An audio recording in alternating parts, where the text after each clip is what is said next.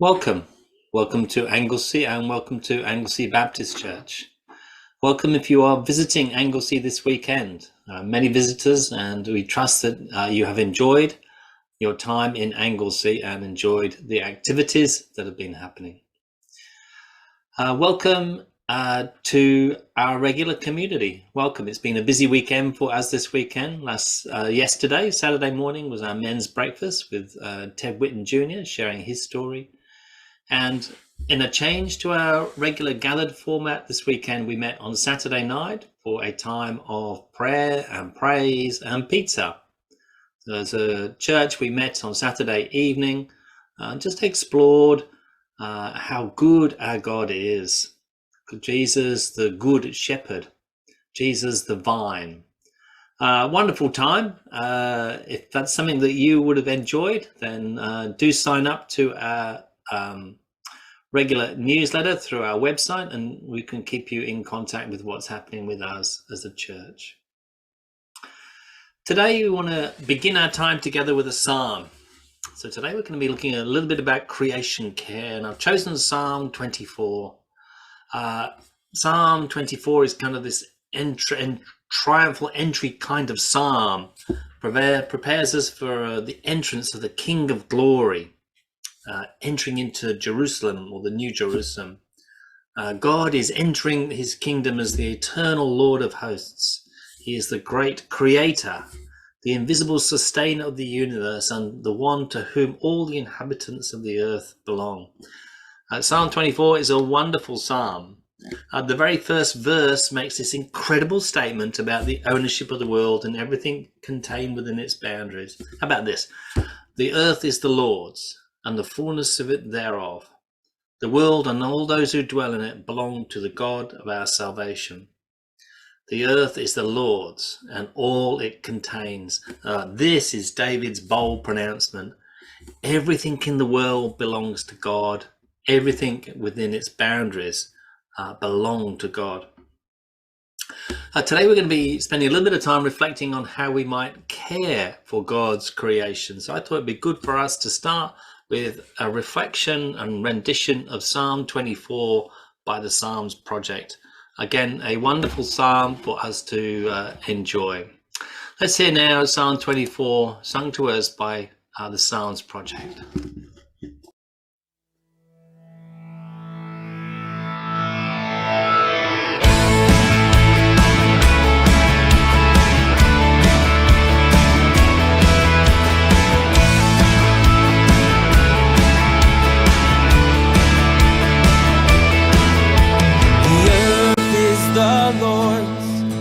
And the fullness thereof, the world and everything in it,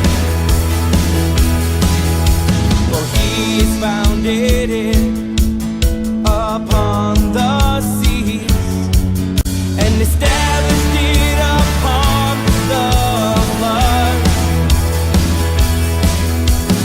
Who shall ascend the hill of the Lord, and who may stand within his holy place?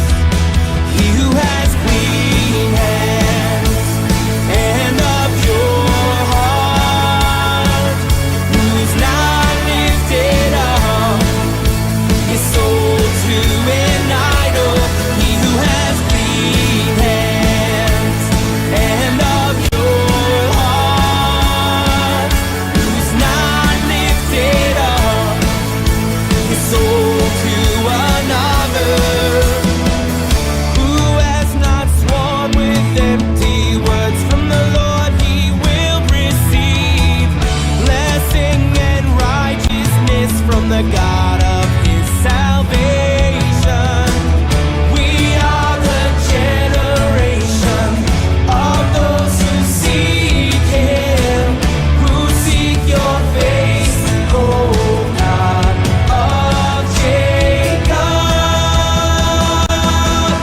Lift up your heads, O gates, and lift up you everlasting doors, and the King of glory will come in. Oh, lift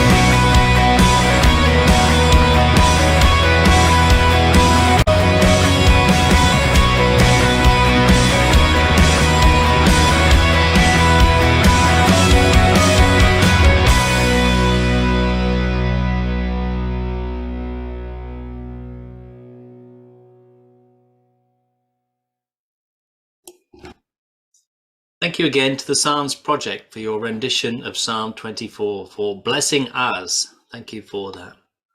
Last week in our teaching series, we looked at a just God, and we saw how God's just is perfect. And we began to explore and unpack how we might follow God's call for us to act justly. We saw that justice is almost invariably used in the context of the quartet of the vulnerable, the poor, the migrant, the orphan, and the widow. And that's where God, we believe, is calling us to focus our acts of justice is towards the widows and the poor, the closest to us. Today they want to broaden this concept of justice and also narrow in on our thinking. Today we're going to be hearing reflections on God's justice and our need to respond to it for caring for creation, kind of under what's kind of called creation care now. And we're also going to be exploring the impact of homelessness. These are reflections are part of the BUV's week of exploring justice and advocacy. Our first is the Reverend Debbie Story. Debbie and I spent some time in study together, so I know Debbie quite well. And she begins to explore this concept of creation care. So, creation care kind of sounds a bit serious and a bit guilt-inducing, and probably doesn't always sit easily with what people might think the church must be getting involved in. However, the whole of society around us is deeply concerned about our environment and climate change, from school kids right the way through. We are called to fulfill our earliest divine mandate, if you like, comes right back to Genesis, and caring for creation then extends to the wider community and is a vital part of our witness of God's transforming love. I have rattled on far too much. I'm going to now leave you in the hands of Debbie, who is far more capable of exploring how we are to go about caring for our creation. Thank you, Debbie.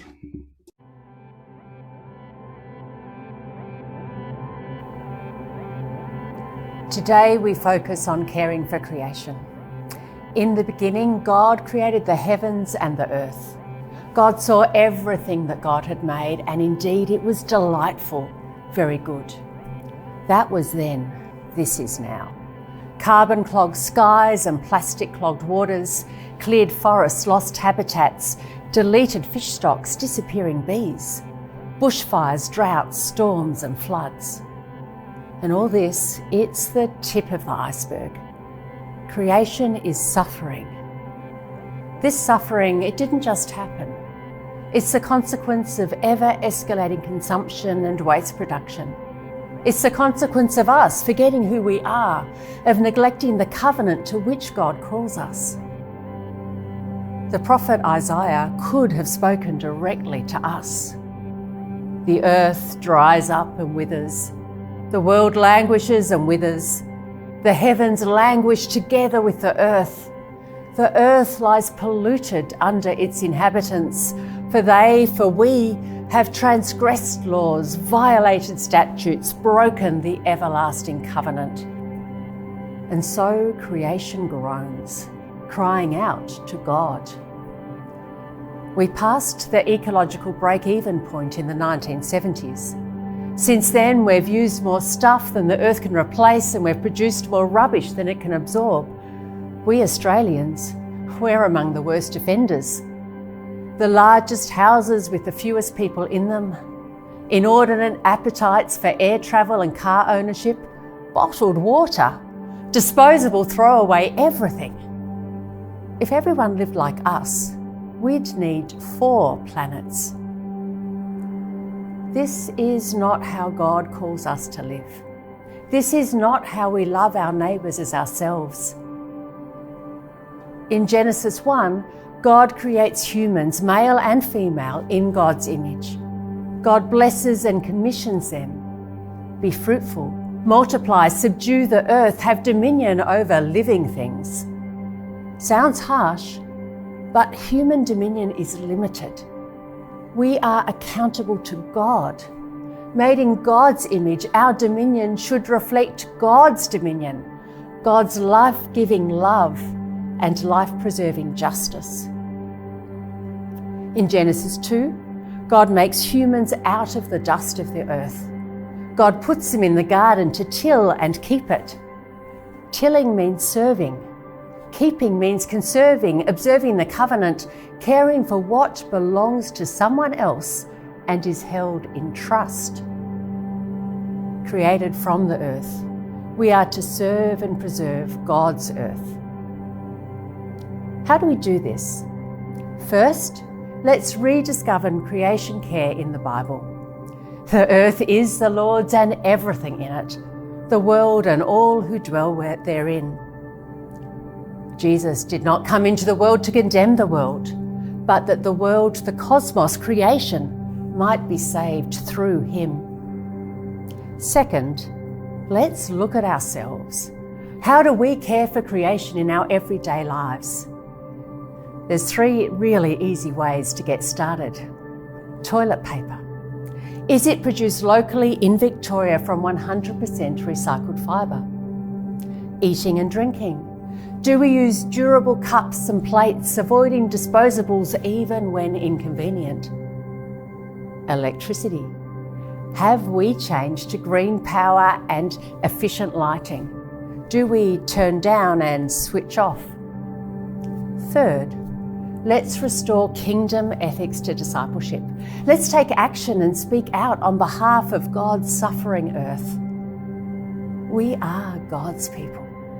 So let us commit ourselves and commission each other to walk more lightly on the earth, to serve and keep God's creation, loving our neighbours as ourselves.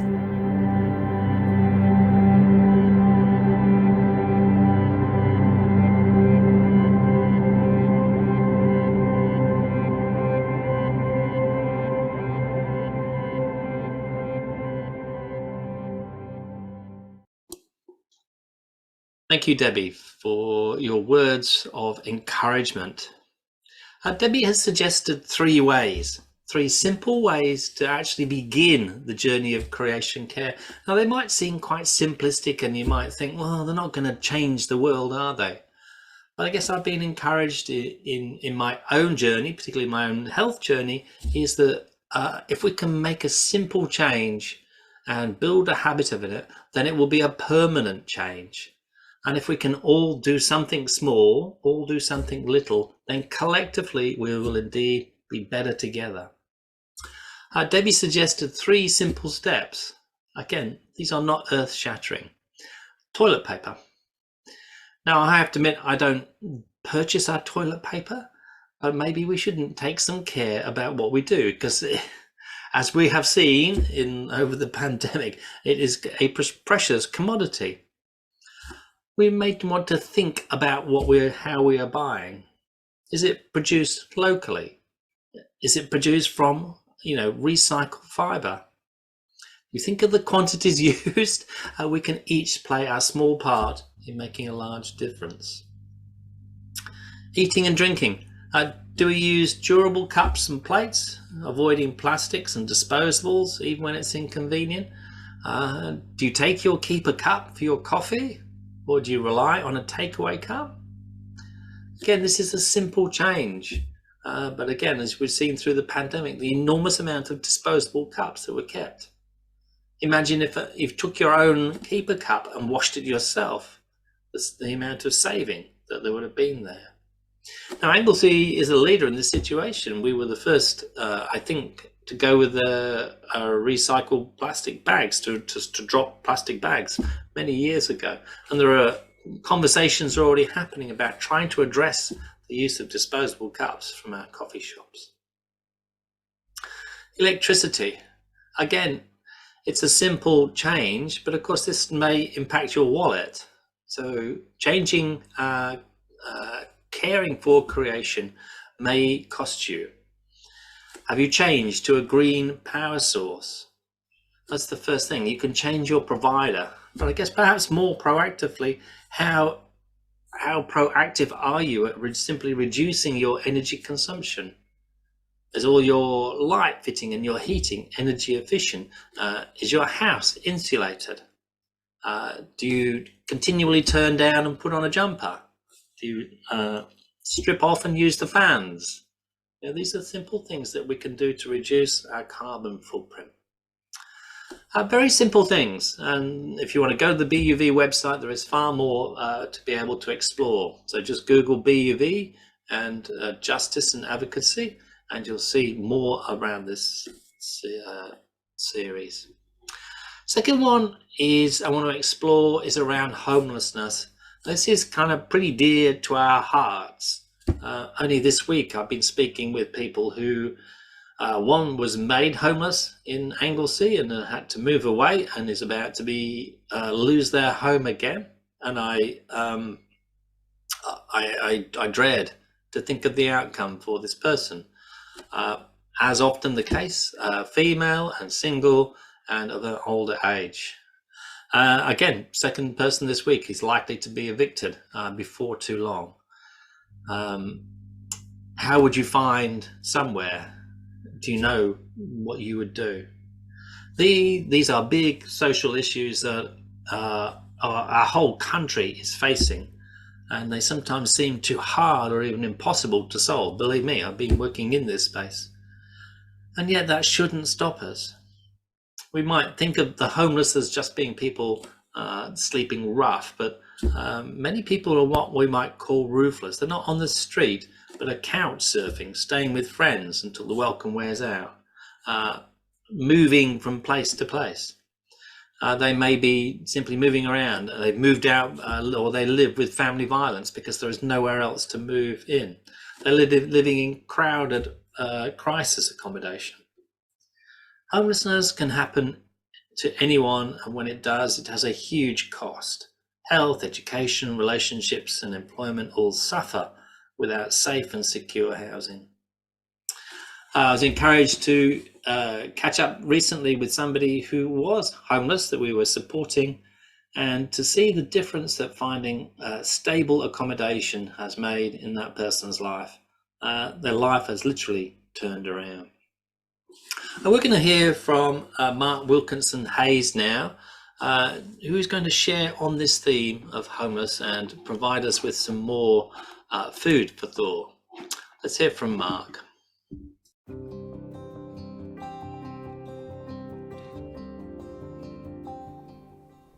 Hello, I'm Mark from Westgate Baptist Community. I've been interested in housing for as long as I can remember, and I need to confess now that I used to work as a real estate agent, nearly as bad as being a tax collector back in Jesus' day. But for the past 30 odd years, I've worked in community housing and homelessness here in Melbourne and back in the UK. Homelessness and housing need are big social issues that sometimes seem too hard or even impossible to solve. We've all seen people living and sleeping on the streets of our city, but they're the tip of the iceberg, as homelessness is often a hidden problem. On census night in 2016, more than 116,000 people were homeless in Australia, 25,000 in Victoria alone. Many people are not roofless and on the streets, but are still classed as homeless. Maybe staying with friends until the welcome wears out, living with family violence because there's nowhere else to go, living in a substandard rooming house or overcrowded crisis accommodation. Some cynics might say, this is too hard. Anyway, some of these people living on the streets and begging for a living, they're probably earning more than me. But we know that it's not as simple as that. There are many paths leading into homelessness. Unemployment, relationship breakdown, mental and physical health issues, childhood abuse. Homelessness can happen to anyone. It could happen to you. Maybe it has. When it does happen, it has such a cost. Health, education, relationship and employment all suffer without safe, secure, affordable housing. Okay, I hear you say, I get it. But what can I or my church do about it all on our own? Luckily, we're not alone. We are part of faith communities, modelling our lives on Jesus, a practical saviour who always sided with the underdog. And there are things that we can do. Here are just a few ideas. Get to know people you may see begging. Say hi, have a chat, offer a coffee, hear their story. Even just make eye contact and smile, rather than just looking at your phone and hurrying by. Contact your local Member of Parliament and ask what they and their party are doing to address the issue. This is one problem that does need to have money thrown at it. There simply isn't enough affordable housing, and government at every level has an important role in getting more built. Ask yourselves, what are we as a church doing to address this issue? At Westgate, we've started cooking a community meal once a week. Not a soup kitchen, but a place where we and anyone in the community can sit down and enjoy a meal together and get to know each other. This has allowed us to support a number of people with housing issues in very practical ways. Be aware of hidden homelessness. There may be people in your church whose housing is vulnerable. Find out who your local housing and support agencies are so that you can provide some practical advice if someone turns up on Sunday morning and saying that they're going to be homeless. And lastly, don't forget to check out the BUV's webpage for more information and resources. Thank you.